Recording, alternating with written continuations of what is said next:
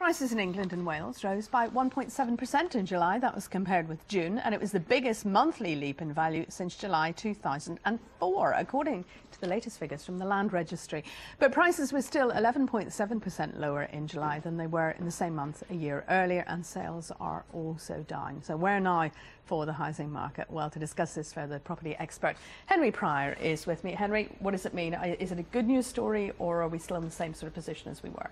Well, it's classically a bit of a curate's egg. We've got something for everybody in this. It's been an extraordinary week for house price indices. We had the Nationwide, one of the big mortgage lenders, coming out with their figures on Thursday. They talked about house prices being down just 2.7% over the last 12 months. Now, the Land Registry, who reported yesterday their monthly survey of perhaps a much larger, broader spectrum of transactions across the whole of England and Wales, talked about house prices being down 11.7%. I suspect that that's probably a little more accurate and easier for people to get a hold of the Land Registry figures than the Nationwide's. But what really we've seen over the whole of the summer and has been echoed through most of this year has been quite how few houses have actually sold.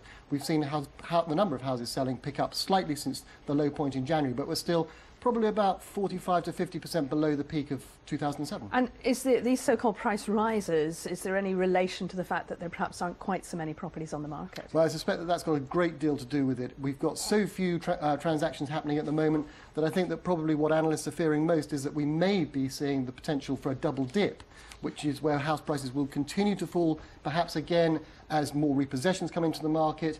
Because there are so few houses actually changing hands, the few that are demonstrating some volatility. Is money coming through now on the mortgage market? We're starting to see, at long last, a little bit of easing through lenders perhaps getting back into the market, but we saw from the Council of Mortgage Lenders August's report that still first-time buyers in particular are expected to put up 25% deposit. Now, with average house prices, according to the Land Registry, at £155,000, it means that they're having to scrape together from somewhere nearly £40,000 before they can actually compete. Away from the first-time buyers, though, those who maybe sold a while ago and have been renting, are they waiting for a market to bottom, or have they missed the boat?